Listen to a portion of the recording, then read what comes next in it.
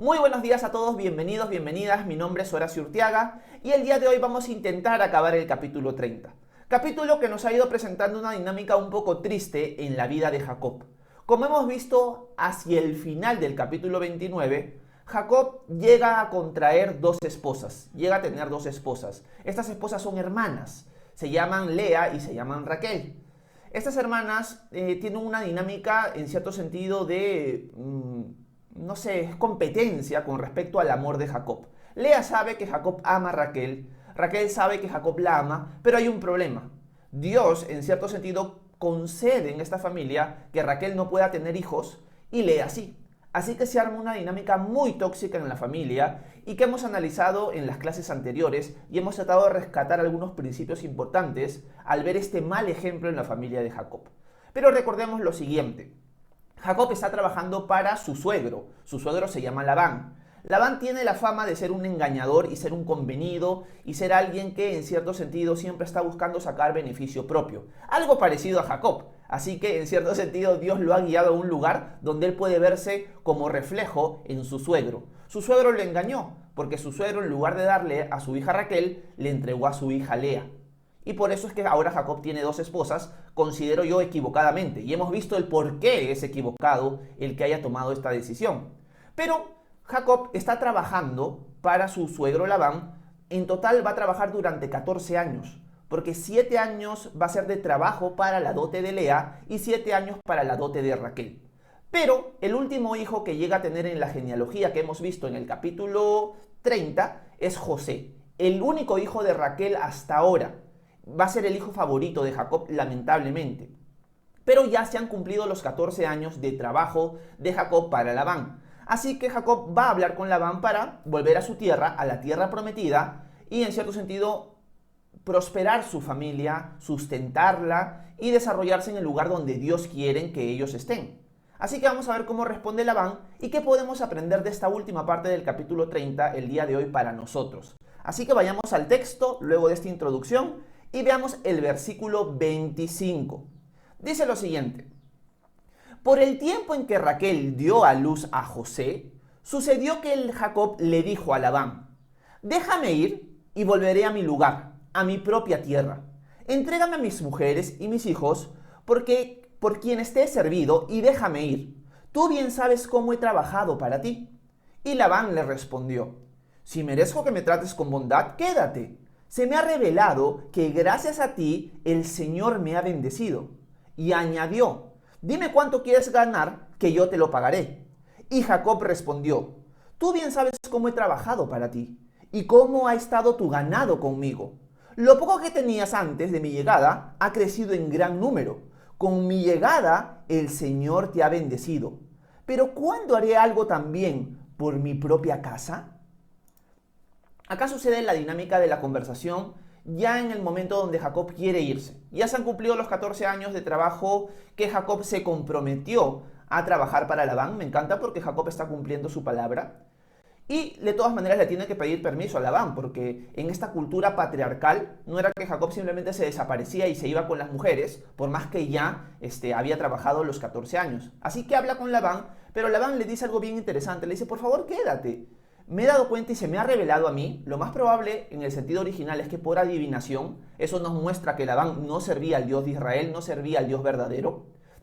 Se me ha revelado que el Señor, tu Dios, me ha prosperado en todo lo que yo tengo acá. Empecé con poco y ahora tengo mucho. Y eso es gracias a que el Señor me ha prosperado por tu causa. O sea, Labán reconoce que la prosperidad que tiene es por causa de Jacob, por causa de haberlo tenido.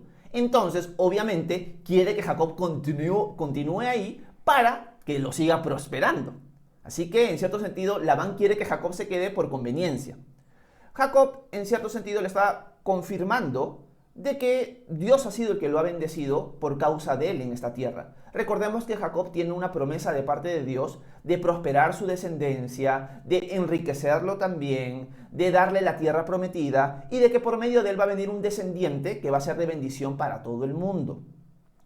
Y Jacob lo que va a decir: mira, yo ahora quiero, en cierto sentido, levantar economía para mi hogar. O sea, yo soy la cabeza del hogar y yo ahora quiero sustentar a mi familia y prosperarla, porque estos 14 años yo no he ganado ni un centavo porque todo ha sido para la dote de Lea y para la dote de Raquel. Y me encanta eso porque ahora va a negociar con Labán. Pero acá quiero remarcar un primer principio para nosotros esta mañana. Y el principio es el siguiente. Cuando nosotros trabajamos para alguien, cuando nosotros servimos a alguien, una de las cosas que vamos a ver constantemente en las personas para las cuales trabajamos, ya que nosotros servimos al Dios verdadero, es que esa persona a la cual estamos sirviendo o con la cual estamos trabajando va a ser bendecida por parte de Dios por causa nuestra. Nuestra presencia en lugares laborales va a ser de bendición y debería serlo. A veces por nuestra inmadurez no lo va a ser así, pero lo normal, lo común, es que Dios prospere a aquellos que nos están bendiciendo a nosotros, dándonos un trabajo, dándonos un empleo, a pesar de que sean malos empleadores, a pesar de que sean unos corruptos, como en el caso de Labán. Pero Dios por nuestra causa va a bendecirlos. Y me puse a pensar lo siguiente. ¿De qué manera nosotros podemos ser de bendición? Además de que Dios bendiga ese lugar que nos está proveyendo, que nos está dando un empleo a nosotros directamente, ¿cómo nosotros podríamos ser de bendición para las personas que nos han contratado, que nos están dando un sueldo, que nos están confiando en cierto sentido su negocio? Y la respuesta que vino a mi mente fue la siguiente. Fueron dos vertientes. La primera vertiente es ser luz y sal. Cuando nosotros estamos en un lugar donde estamos sirviendo, estamos trabajando, deberíamos entender que nuestro rol es ser excelentes, es ser luz y sal, es realmente dar un buen ejemplo de justicia y de verdad en nuestro trabajo. Una de las cosas por las cuales debemos ser conocidos en nuestros centros laborales donde estamos trabajando, donde estamos sirviendo, que la gente sepa que nuestra palabra vale, que nosotros decimos la verdad, a pesar de que eso nos perjudique a nosotros, y que nosotros nos vamos a conducir justa y rectamente en ese trabajo. Al punto que nuestros jefes pueden depositar su confianza en nosotros porque han visto que nuestra fe no solamente es de la boca para afuera, sino que realmente se ve en nuestra vida. Una de las cosas que yo puedo dar como testimonio dentro de mi caminar cristiano, cuando yo he trabajado para algunas personas, es que algunos empleadores que yo he tenido me han confiado tantas cosas porque han visto en mí muchas veces que mi palabra vale, que yo realmente busco decir la verdad y que cuando en mi trabajo se me ha pedido quizás decir una mentirita, como es costumbre en todo el mundo, yo me he rehusado. Al punto de decir, bueno, si en caso quieren contratar a otra persona que pueda hacer esto, yo no tengo ningún problema. Si tengo que dejar el trabajo por esto, lo dejo. Yo no voy a mentir. Y eso ha creado en las personas por las cuales o a las cuales estoy sirviendo y trabajando, que se den cuenta. Horacio está consciente de que puede perder su trabajo, pero aún así no rompe su compromiso de decir la verdad y de ser justo. Y eso ha creado que mis jefes me pongan una confianza que no se la ponían a nadie, porque estoy siendo luz y sal. Y de esa manera estoy siendo de bendición para ellos. No solamente porque ahora ellos pueden confiar en mí, sino también porque estoy haciendo ejemplo para que ellos se den cuenta al Dios que sirvo realmente yo lo quiero honrar y es un Dios real, no es un Dios de mi imaginación nada más. Así que una de las formas por las cuales podemos ser de bendición para aquellos que nos han dado un empleo es ser justos, ser firmes, mostrarles que nuestra integridad se mantiene firme por amor al Señor y que nosotros decimos la verdad. Y lo segundo que me vino a la mente es que nosotros deberíamos orar por nuestros jefes. Nosotros deberíamos orar por nuestro trabajo, nosotros deberíamos orar por la empresa que nos ha contratado, orar por su prosperidad, o orar para que les vaya bien a mis jefes, orar para que mis jefes conozcan al Señor y ser testimonio para ellos. Así que por un lado es una vida justa y por otro lado es una vida de oración hacia ellos, en favor de ellos. Por el favor que nos están haciendo de darnos un trabajo y de pagarnos un sueldo, pero también porque somos testimonio para el Señor ahí. Dios nos ha puesto en un lugar así, por lo tanto siempre debemos preguntarnos, Señor, ¿cómo me quieres usar en mi trabajo?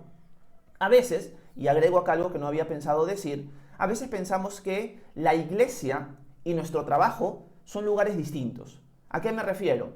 En la iglesia, bueno, yo busco al Señor, en la iglesia yo busco, Señor, guíame a hacer tu voluntad, háblame, etcétera, etcétera. Pero cuando salgo de las cuatro paredes del local de la iglesia, el mundo cambia para mí. Y mi trabajo, bueno, es un lugar X, que estoy ahí para ganar dinero, pero donde realmente puedo servir al Señor es dentro de las cuatro paredes del local de la iglesia. Y no es así. Donde Dios nos ha puesto, nosotros debemos ser luz y sal, nosotros debemos tener vidas de oración y nosotros debemos orar para que el Señor nos muestre cómo nos quiere usar en nuestros trabajos. Nuestros trabajos no son simplemente para ganar dinero.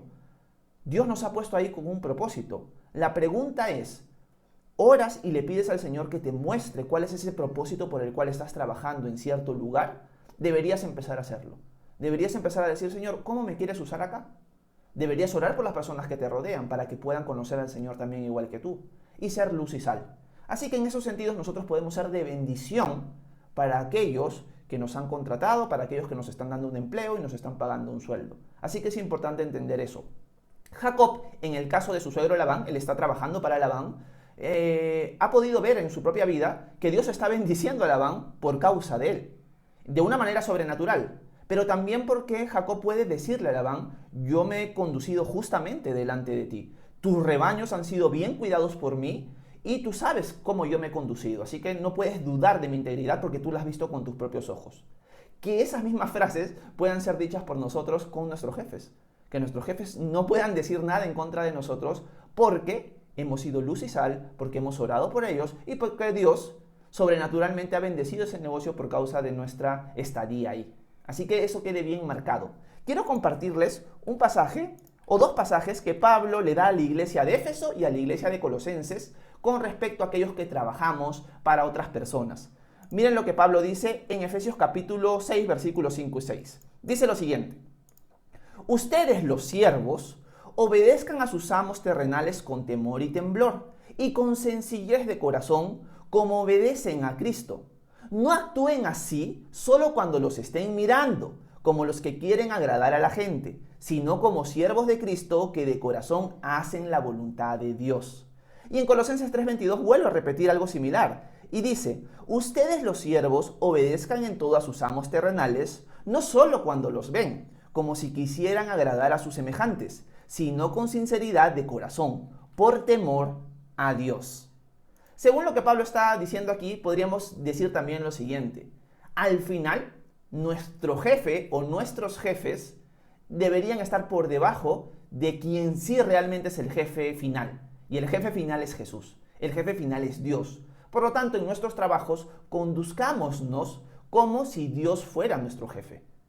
Porque una de las cosas que sucede en nuestra vida también es que nos comportamos de una manera cuando nuestro jefe está presente. Pero cuando nuestro jefe se va, nosotros nos relajamos bien rico. Eso me ha pasado a mí, lo más probable es que les pase a ustedes. Ahí nosotros bajamos la guardia, flojeamos un poco, pero Pablo está diciendo algo muy importante. Ustedes sirvan al Señor no para agradar a la vista de los jefes, sino para agradar al Señor. Pon tus ojos en el Señor. Él es tu jefe, Él es el que te ha puesto ahí y trabaja como si Él fuera tu jefe. Cuando tú ves las cosas así, tu rendimiento aumenta un montón y hasta tus jefes se dan cuenta. Porque tú sabes que no estás sirviéndolos a ellos, sino que estás sirviéndole al Señor, que Él es el que te ha puesto ahí. Así que eso es algo importante de entender cuando vemos el principio de cómo ser buenos trabajadores. Deberíamos ser trabajadores excelentes. Así que sigamos viendo ahora cómo va la conversación entre Labán y Jacob y a qué arreglo llegan. Vamos a la pantalla y vamos al, déjenme ver, versículo 28. Dice lo siguiente Labán, y añadió: dime cuánto quieres ganar, que yo te lo pagaré. Y Jacob respondió: tú bien sabes cómo he trabajado para ti y cómo ha estado tu ganado conmigo. Lo poco que tenías antes de mi llegada ha crecido en gran número. Con mi llegada el Señor te ha bendecido. Pero ¿cuándo haré algo también por mi propia casa? Y Labán le dijo: ¿qué quieres que te dé? Y Jacob respondió: no me des nada. Si quieres hacer algo por mí, haz lo siguiente y yo volveré a cuidar de tus ovejas. Hoy pasaré por todo tu rebaño y apartaré todas las ovejas manchadas y salpicadas de color, y todas las ovejas de color oscuro, más las cabras que sean manchadas y salpicadas de color. Esta será mi paga. Así el día de mañana, cuando vengas a reconocer mi paga, mi honradez responderá por ti, o responderá por mí, mejor dicho. Toda cabra que no sea pintada ni manchada, y toda oveja entre mis ovejas que no sea de color oscuro, se me achacará como robada. Labán dijo entonces: pues bien, que sea como tú dices. Ese mismo día, Labán apartó los machos cabríos manchados y rayados, y todas las cabras manchadas y salpicadas de color, y toda la que tenía en sí algo de blanco, y todas las ovejas de color oscuro, y las puso a cargo de sus hijos. Luego puso 3 días de camino entre él y Jacob. Mientras tanto, Jacob cuidaba el resto de las ovejas de Labán. Bueno, en resumen, el arreglo es el siguiente. Jacob le está diciendo, mira, tenemos acá mucho rebaño. Y el rebaño está entre manchado y está entre colores, en ciertos sentidos, enteros. Las ovejas por lo general son blancas y los cabritos por lo general son marrones o negros. Entonces lo que Jacob está diciendo es lo siguiente. Mira, toda oveja que tiene manchas, te la vas a llevar. Y todo cabrito, todo cordero que también está manchadito, te lo vas a llevar. Y me vas a dejar con estos animales que son de colores completos. Y todo lo que de ellos nazca que sea manchado, eso va a ser para mí. Lo demás se va a seguir en tu posesión. Esa va a ser mi paga. Tú no me des nada a Labán, que en cierto sentido los que nazcan manchados sean los míos. Así de sencillo. Labán inmediatamente acepta, porque es bien difícil de que de una oveja blanca salga una oveja manchada. Generalmente cuando una oveja blanca se mezcla con una manchada, lo más probable es que salga manchada, pero no de una oveja blanca entera. Igual de los cabritos, si son de colores enteros, es difícil que nazca uno manchadito con otros colores. Van a salir colores enteros al igual. Así que Labán inmediatamente acepta. Y me encanta porque Jacob está mostrando algo que vimos con Abraham. Cuando Abraham gana la guerra contra Kedorlaomer en capítulos anteriores y el rey de Sodoma le ofrece prácticamente alguna parte del botín, Abraham lo rechaza. Porque Abraham dice, yo no quiero que la gente diga que el rey de Sodoma me enriqueció, sino que fue el Señor el que me enriqueció. De la misma manera Jacob no va a poder decir, o Labán tampoco, yo enriquecí a Jacob. Ni Jacob, Labán fue el que me enriqueció, sino fue el Señor el que lo hizo. Así que se acuerda este trato, Labán lleva todas sus ovejas y sus cabritos manchados, los lleva donde sus hijos, a 3 días de distancia, así no se pueden confundir, y Jacob se queda pastoreando sus rebaños que son de colores enteros, por así decirlo. Pero ahora vamos a ver qué resulta. ¿Dios prospera esto? ¿Dios realmente va a enriquecer a Jacob? ¿O al final no va a parir ninguno de color manchado? Vamos a ver cómo resulta esto en los siguientes versículos, para ir acabando. Versículo 37, si no me equivoco. Sí, versículo 37. Jacob tomó entonces varas verdes de álamo, avellano y castaño, y les quitó la corteza para que se viera lo blanco de las varas. Luego puso las varas sin corteza en los abrevaderos, donde las ovejas venían a beber agua, y éstas se apareaban delante de las varas cuando venían a beber. Así las ovejas concebían delante de las varas, y parían borregos listados, pintados y salpicados de diversos colores. Entonces Jacob apartaba los corderos, y todos los oscuros y listados del hato de Labán los ponía entre su propio rebaño. Luego ponía aparte su hato y no lo juntaba con las ovejas de Labán. Y cada vez que las ovejas más fuertes estaban en celo, Jacob ponía las varas en los abrevaderos, delante de las ovejas, para que concibieran a la vista de las varas. Pero cuando venían las ovejas más débiles, no las ponía. Así, las más débiles eran para Labán y las más fuertes para Jacob. Fue así como este varón llegó a ser muy rico y tuvo muchas ovejas y siervas y siervos, además de camellos y asnos. Bueno, acá sucede algo muy interesante. Lo que sucede es lo siguiente, que no sabemos por qué Jacob usa una técnica que para muchos levanta como que una incógnita, ¿no? Porque lo que hace Jacob es, en buena cuenta, corta como una especie de varas, parece de cañas, de álamo creo que son, y deja que se vea lo blanco. Y cuando las ovejas se aparean delante de esto, las ovejas paren animales manchaditos. Pero cuando no, paren animales de color entero. La pregunta es, ¿cómo Jacob llega a este entendimiento y a usar esta técnica? O sea, ¿cómo Jacob hace algo así? Esto no es algo que no se use el día de hoy. O sea, si fuera algo real, la gente que cría ovejas o carneros haría este tipo de cosas. ¿Cómo Jacob llegó a un conocimiento así? O sea, ¿es algo válido lo que Jacob está haciendo? Y lo que nosotros podemos ver a la luz del siguiente capítulo, que vamos a ver el día lunes, que es el capítulo 31, es que Dios le da una visión o un sueño a Jacob.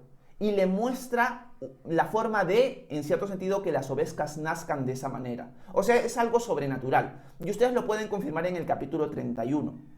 Jacob le cuenta a sus esposas cómo Dios hizo para que él entendiera esto y que sus ovejas parieran manchaditas, sean las ovejas o los corderos. Entonces, Dios permite de esta manera que Jacob prospere económicamente. Y Jacob es bien vivo, porque Jacob agarra y cuando las ovejas fuertes empiezan a parear, él pone las varas. Cuando las ovejas débiles se van a parear, él no pone nada. Para que las ovejas débiles, o las más flaquitas, por así decirlo, tengan crías que van a ser para Labán y las más fuertes para él. Y así, al pasar el tiempo, y vamos a ver en el siguiente capítulo que van a pasar 6 años de esto, pero ya se cumplieron 14. 7 trabajó para Lea, 7 para Raquel, y va a trabajar 6 años más con Labán, y en estos 6 años Jacob va a enriquecer tremendamente. Va a enriquecer tremendamente por varias cosas, y acá quiero ir ya acabando y llegando al final. Va a enriquecer porque Dios le ha prometido eso. Primero, no esperemos que Dios nos va a enriquecer de la misma manera a nosotros. Podría ser que sí, podría ser que no. En el caso de Jacob, Dios le ha dado una promesa específica: hacer de él una gran descendencia, prosperarlo económicamente, darle una tierra por herencia y darle un descendiente por el cual van a ser bendecidas todas las naciones. Es una bendición específica y una promesa directa de Dios a Jacob, que es una promesa incondicional. Jacob la va a recibir a pesar de su justicia. Una de las cosas que hemos visto en la familia de Jacob es una familia desastrosa, pero eso no quita la fidelidad y la gracia de Dios. Eso lo hablamos el día de ayer. Por lo tanto, podríamos decir lo siguiente como una aplicación a nosotros: Dios nos va a prosperar espiritualmente al 100%. Económicamente va a depender mucho de la situación. Hay veces que Dios te puede prosperar económicamente y hay veces que no. Hay veces que te va a mandar por situaciones muy prósperas y hay veces que te va a mandar por situaciones que son muy estresantes y muy duras. Por eso Pablo va a poder decir: he aprendido a vivir con excesos y he aprendido a vivir con limitaciones. Todo lo puedo en Cristo que me fortalece, va a decir el apóstol Pablo.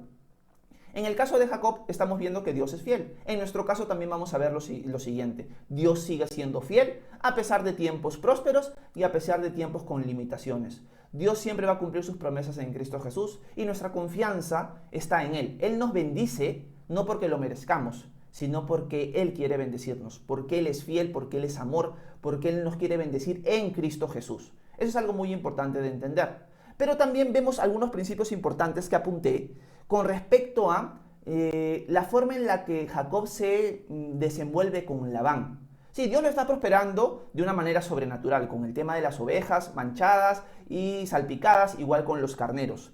Pero me puse a pensar de que Jacob, cuando le dice a Labán: no me des nada, sino lo que me vas a dar van a ser las ovejas que van a nacer, es que la mente de Jacob no estaba enfocada en las riquezas. Por lo tanto, nosotros como discípulos del Señor deberíamos entender lo siguiente: en nuestros centros laborales vamos a ser remunerados, pero nuestros ojos no deberían estar puestos en las riquezas. Nuestros ojos deberían estar puestos en el Señor y servir excelentemente a aquellos que nos han contratado. Ser luz y sal, orar por ellos y para favor de ellos, pero no poner nuestros ojos en las riquezas. Porque cuando ponemos nuestros ojos en las riquezas, las cosas no salen bien y nuestro corazón se empieza a alejar del Señor. El amor al dinero no es compatible con el amor a Dios. Así de sencillo y claro es. Es más, el apóstol Pablo va a decir que raíz de todos los males es el amor al dinero. El dinero no tiene nada de malo, el amor a él es el problema. Jacob, en cierto sentido, no está poniendo amor al dinero, está confiando en Dios. Y eso me encanta también, porque cuando no pones tu amor en las cosas materiales, sino tu amor a Dios, es más, Dios te prospera. Me hace pensar en la vida de Salomón. Salomón es uno de los reyes de Israel que empieza su reinado muy jovencito y Dios se le aparece en una visión y le dice: Salomón, pídeme lo que quieras y yo te lo voy a dar. Imagínate que Dios se te apareciera el día de hoy y te dijera exactamente eso: pídeme lo que quieras que yo te lo voy a dar. Y Salomón le pide al Señor lo siguiente, le dice: Señor, yo soy un rey joven, no sé cómo dirigir a tu pueblo, dame sabiduría para poder dirigir a tu pueblo. Y Dios le dice: Salomón, ¿tú me has pedido esto en lugar de pedirme vengarte de tus enemigos, de poder y de riqueza?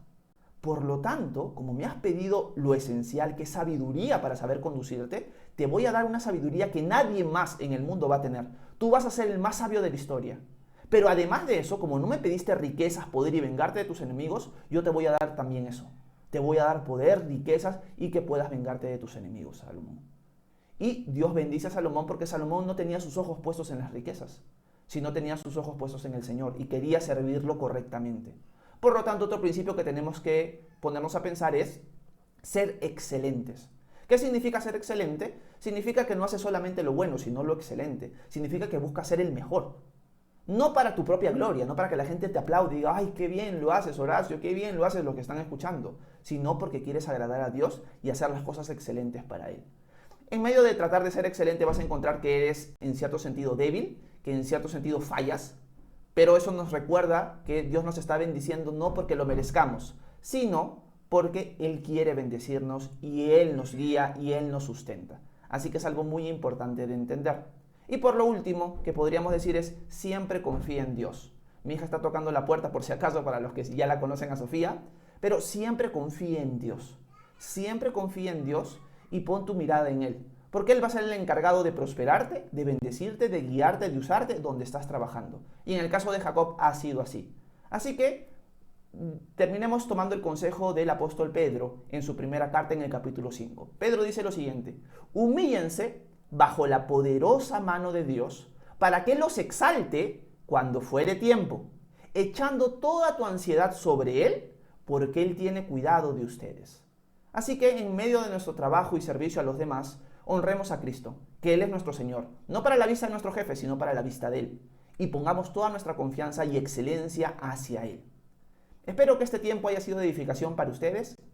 Si tienen alguna duda, alguna inquietud, algún comentario, por favor háganmelo saber, que con gusto voy a intentar responder sus preguntas a continuación. Que Dios los bendiga, muchas gracias por su atención.